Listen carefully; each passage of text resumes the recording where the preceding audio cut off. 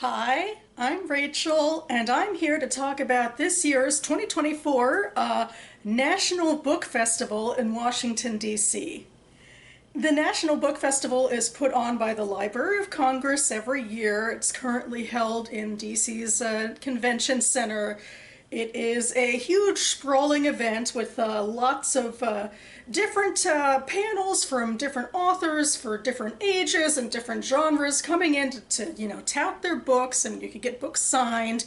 And there's all sorts of other things as well. The library goes and, talks a bit about what it's doing, and various literacy organizations, especially for kids, come in and give away freebies and talk about what they do. There's a whole thing about states and like a sort of a scavenger hunt for books based on states. And for me, this was the first year that my niece, who is 10, came with me and my dad. Usually what we do, my dad and I, is we go and split up and do different like adult panels, but things were a little different this year because she was with us. Although I was able to do a few of my usual things, and I have, proof of it later in this video. But in the very beginning, I was with her and my dad. We went to a couple of the panels for, the types of things she'd be interested in. And then around the time she was going to get a book signed, I peeled off, and the first thing I did was I went to a panel for Safiya Sinclair. She was with another poet turned memoirist, and as many of you might know, Safiya Sinclair and How to Say Babylon is currently in contention for the BookTube Prize finals right now, so that was fun.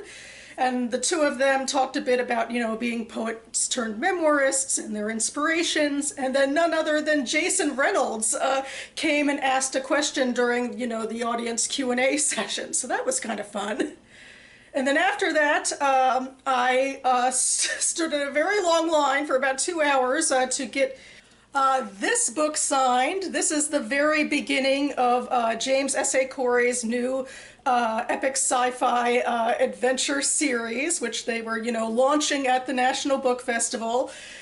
So I got this signed, and then I went to their actual panel where they talked a bit about their inspiration for this series. They talked a bit about their, incredibly famous series, The Expanse, and the adaptation, and their own inspirations, and what it's been like to, collaborate together on these books. And so, yes, I really enjoyed being able to see them for that. They're some of my favorite science fiction writers writing today.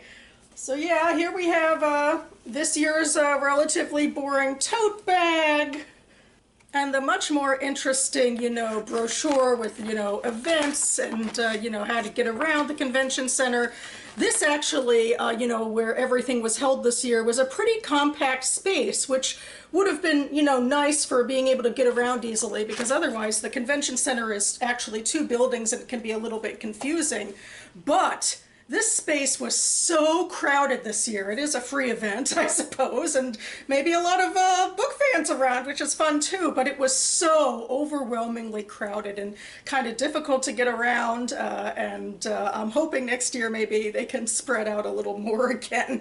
But that definitely would be my biggest complaint. Overall for me, I have fun at this thing. I did, realize this year more than any that I kind of treat it like a military exercise where I'm like, bam, this panel, bam, that panel, bam, this signing sort of thing, which is probably the best way to get something out of the book festival, especially with a year like this, which was so overcrowded. And it makes me think of, maybe trying to find other types of book festivals where I could actually, spend more time with my niece and have more fun that way. But I do think she was very overwhelmed herself, is what I heard. But she did ultimately, get some books and talk to some authors and gush a little over the experience with the family later that night. So hopefully she did get something fun out of this.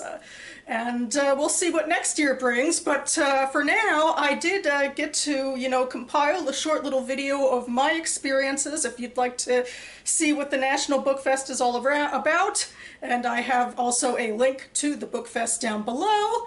And yeah, other than that, I'll just say preemptive thanks for watching. I'll be back on this channel again, hopefully in a few days, to have another BookTube prize-esque video where I look at a ballot from yesteryear and discuss opening paragraphs of those books.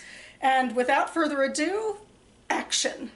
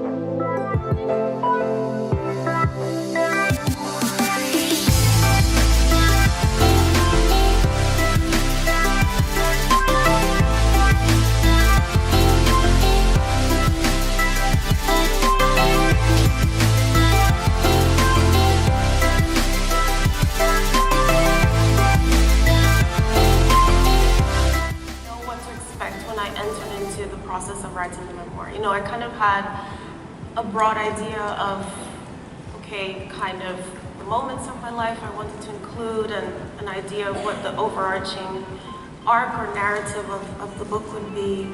But while I was writing it, there were things that surprised me that I guess I would call, in some ways healing, particularly having to write about my parents.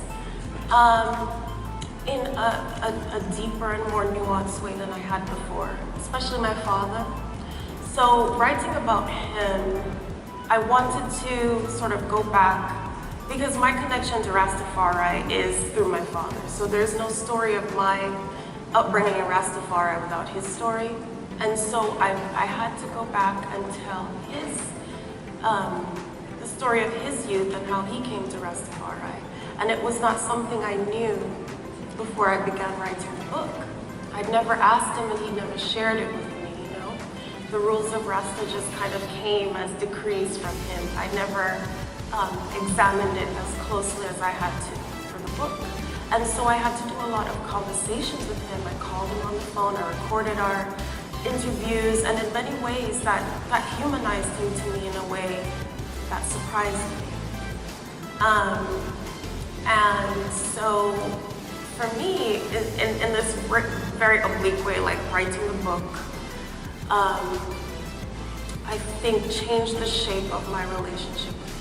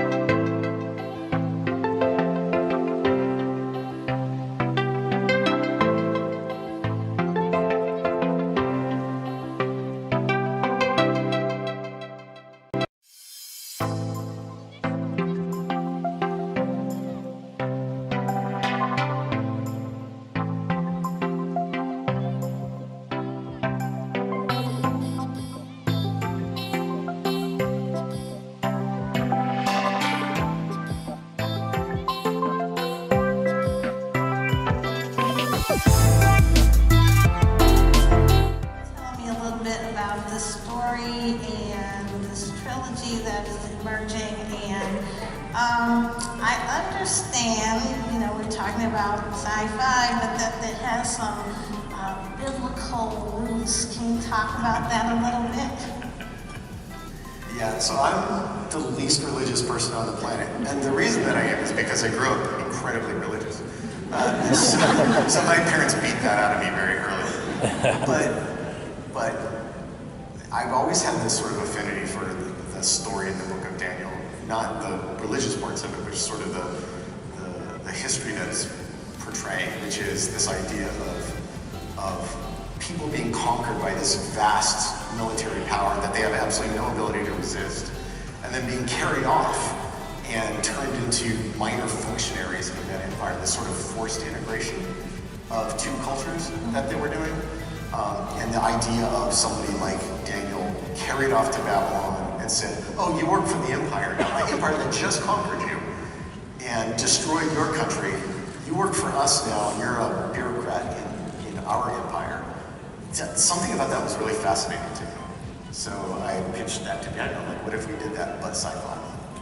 And Daniel, you said yes. Yes, I did. Yeah, my relationship to the Bible is largely as kind of one of the foundational documents of Western literature. And when Ty pitched this, the thing that occurred to me was that the book of Daniel is, among other things, kind of the Orwell's 1984 of the Bible. It's this story about being subsumed within a totalitarian culture, absolutist culture, and still keeping something of yourself in that situation. I don't know, something about it spoke to me.